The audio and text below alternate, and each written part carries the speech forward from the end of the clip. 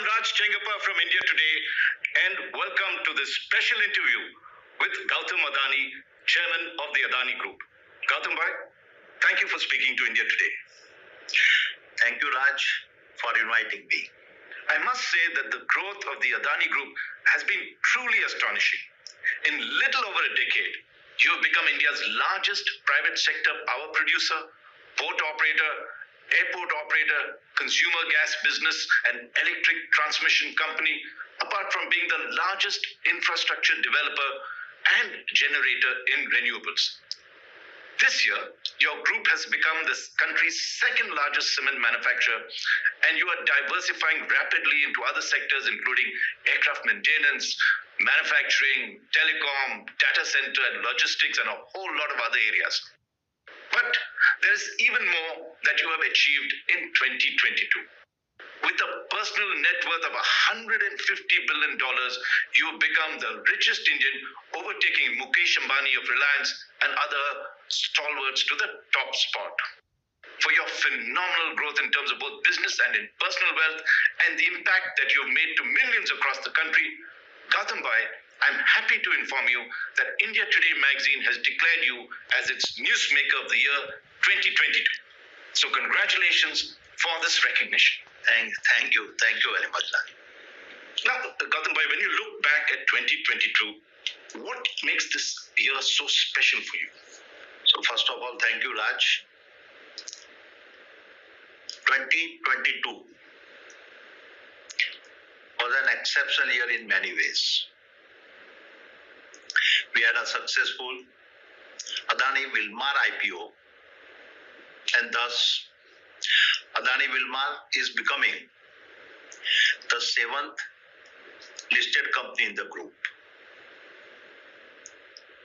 We have built a business model where we start a business from scratch, make it profitable, and then go public.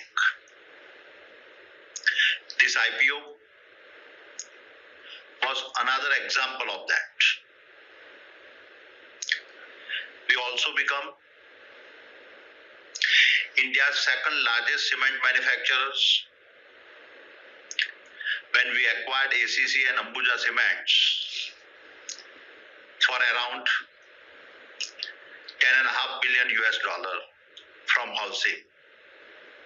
It is the largest acquisitions we have ever made. And it is also India's largest ever M&A transactions in the infrastructure and a material space. That's very impressive. Now, apart from being the richest Indian and the richest Asian, you're also the world's third richest person. How does it feel to be wealthy? What does money mean to you? See, Rajbhai, these rankings and numbers do not matter to me. These are only media hype. I'm a first generation entrepreneur who had to build everything from scratch. I get my thrills from handling challenges, and the bigger they are, the happier I am. For me, the opportunity and ability to make a difference in the lives of people and contribute to the growth and building of the nation is far more satisfying and important than being on some wealth ranking or a valuation list. I'm thankful to God that He has given me a great opportunity to serve the nation through infrastructure building. Now, you talked of happiness. Can you add a little bit? Can you define what really makes you happy? Personally speaking,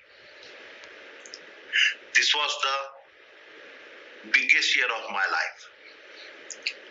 This year, I celebrated my 60th birthday. This personal milestone apart, on this occasion, my family committed rupees 60,000 crores to the Adani Foundations to support mainly three social causes which is close to my heart: education, healthcare and skill development, which are foundational for any nation. This has given me immense satisfactions and happiness, which no professional achievement can ever give. So Gautam, let's explore this further. What motivates you when you do business or in life itself? As an ordinary man, the courage, strength, resilience and tenacity of the average Indians are very inspiring and motivating for me. To share with you, at the second edition of our Green Talk series,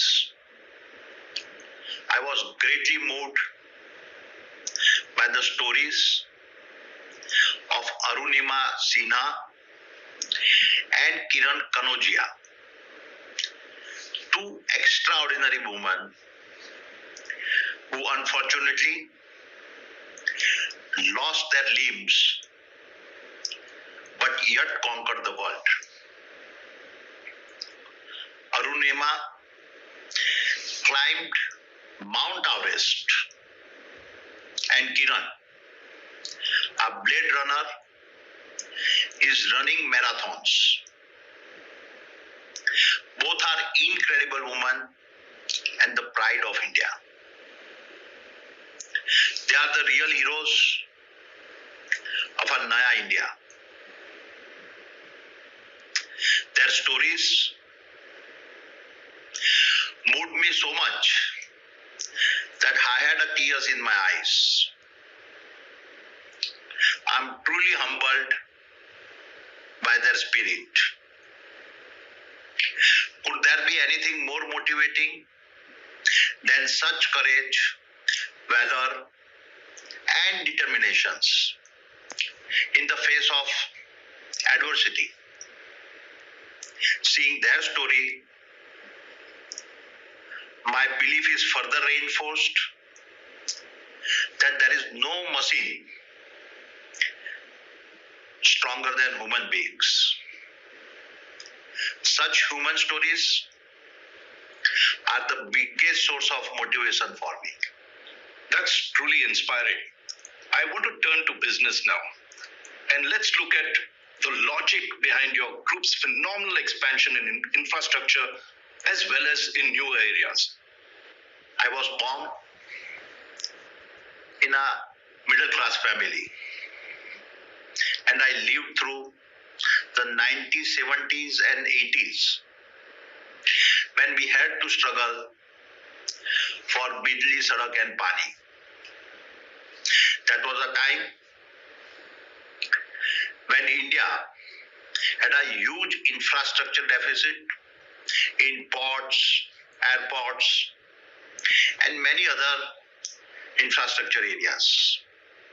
In contrast, China, which also became independent around the same time as India and had lower per capita income than India in 1990, began leapfrogging ahead of India in development.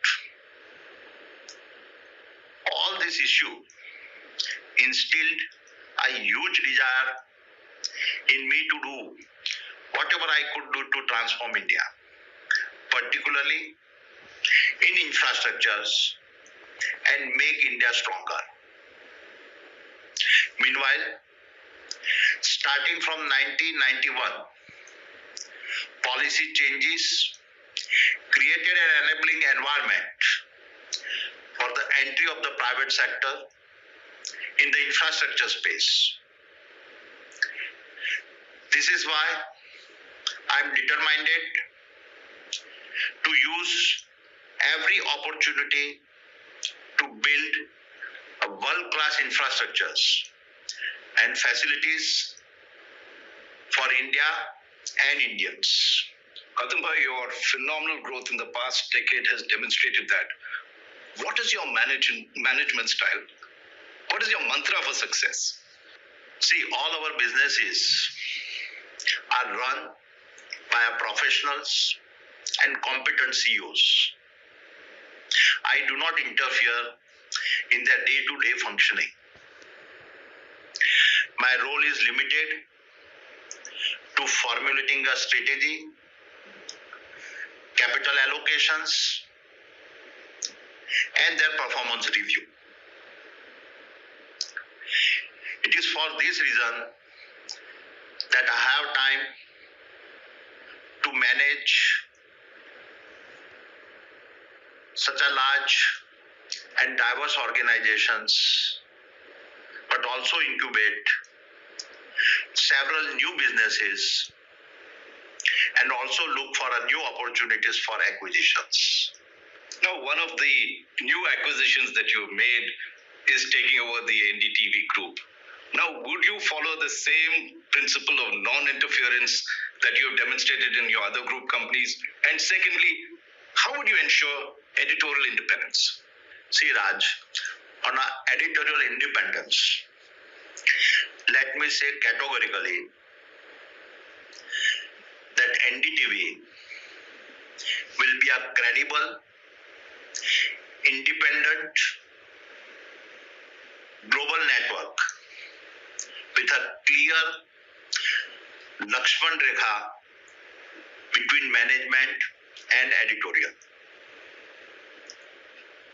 You can endlessly debate